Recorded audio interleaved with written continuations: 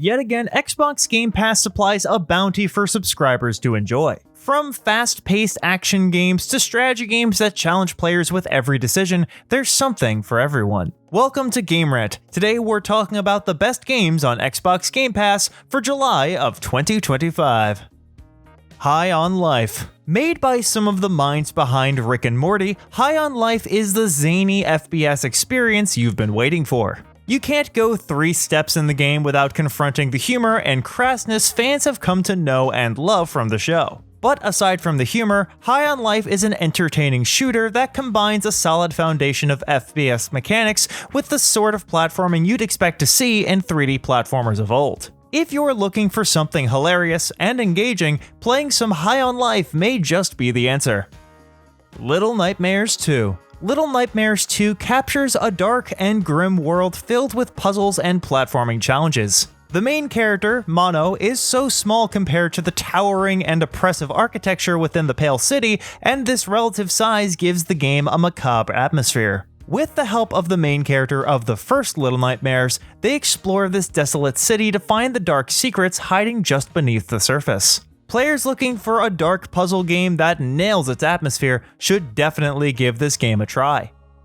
Rise of the Tomb Raider. The Survivor trilogy, as the newest Tomb Raider games are colloquially known, is one of the best ways to experience Lara Croft's story and character. And within the trilogy, Rise of the Tomb Raider is perhaps the best of the bunch. This middle entry improves upon the foundation the original laid down and avoids the mistake its eventual successor makes. Narrative-wise, it focuses on Lara's drive to uncover the secrets her father first delved into and her need to overcome the guilt she feels at both disregarding her dad's theories as well as dragging her friends into these dangerous adventures. What follows is an awe-inspiring and often harrowing adventure into the secret of immortality. You'll solve puzzle rooms Indiana Jones and Nathan Drake might have trouble with, and shoot your way past Trinity goons who are trying to reach that eternal life-giving secret before Lara does. Rise of the Tomb Raider combines the adventure you're used to seeing in this series with a more emotionally impactful story, and it succeeds in supplying the kind of journey you can only experience in a Tomb Raider game.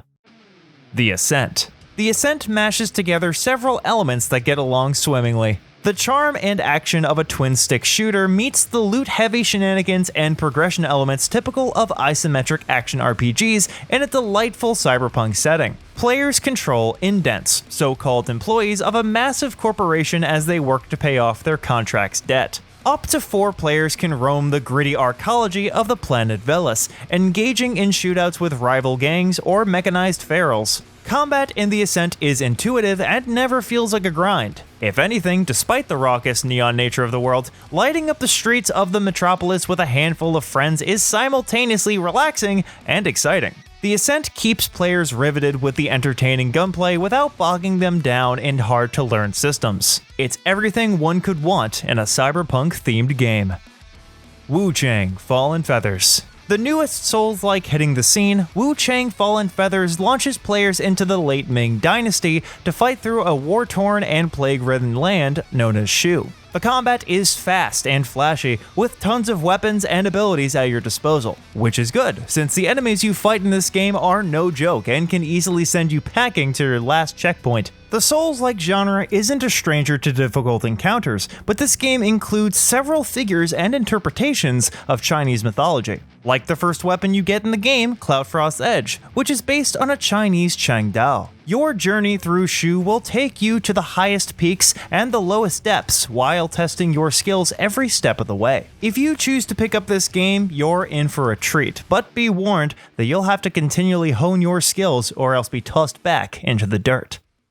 Tony Hawk's Pro Skater 3 and 4. Tony Hawk's Pro Skater 3 and 4 once again shows the timelessness of these games by fearlessly launching itself into the modern day. Updated graphics, smooth controls, and endless possibilities are the high points of this remaster, and you'll find all of them in every level. Speaking of levels, not only did they bring back some of the classics fans loved in the originals, but they also created some brand new sandboxes for players to create endless combos in. They also included cheats just like the originals, which can give you useful boosts like perfect balance during tricks or double base score. Pro Skater levels have always been a playground of endless imagination, and it's a real treat to experience that remastered.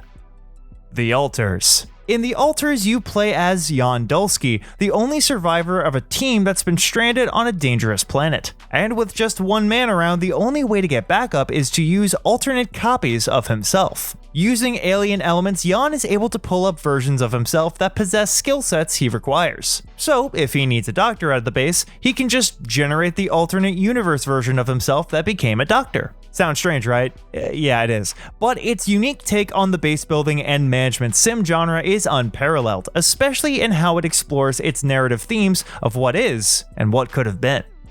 Minami Lane. Minami Lane is a game that radiates cozy and delightful feelings. Based entirely on one street, the game allows players to build up and grow the street with various shops and villagers. Each building is customizable with different styles and colors, and even the products served at your shops and restaurants can be customized as well. Manage the satisfaction levels of your residents, young and old, and upgrade your buildings to meet their needs. Plus, the game offers additional challenges for players to aim for when solving the different scenarios the game has to offer. If you know of another game that allows you to customize your own ramen and boba tea, please let us know so we can play it and get more of that sweet, sweet dopamine. Abiotic Factor. Abiotic Factor is a first-person survival crafting open-world game that launches players into the depths to fend off the evils within. Players can tackle this adventure alone or with friends. The game has tons of weapons to choose from, including your run-of-the-mill firearms to glowing energy swords and flamethrowers. Although the first thing you probably noticed about the game is its graphics, which harken back to the blocky models of games like the first Half-Life. The environments themselves look amazing in their own ways, with some capturing truly vibrant vaporwave-esque colors, and some living in the dirt and grime. Players looking for their next great underground adventure should definitely take a look at Abiotic Factor. Wheel World. Wheel World is a bicycle racing game straight from the minds of Mess Off Games and Annapurna Interactive. The world itself looks straight out of a comic book, with colorful cel-shaded art that makes the environment a visual marvel. The gameplay itself is compelling by offering upgrades for your bike to reach even greater heights with your friend Scully in tow. And thanks to Scully, each track has shortcuts to exploit using his boost mechanic. Outside of the tracks, there's a wide open world of plentiful activities for players to explore. Sometimes all you need in a racing game is a bike, some lovely views, and a magic skull giving you the ability to boost forward. It's really that simple.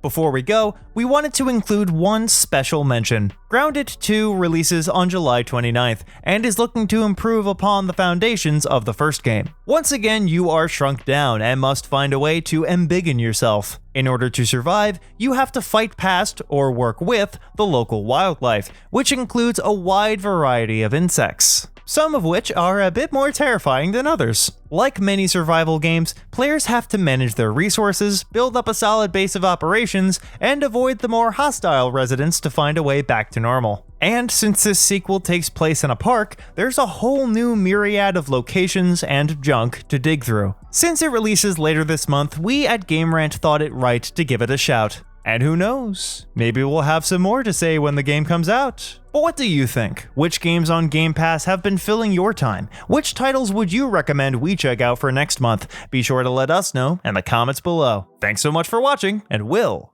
see you next time.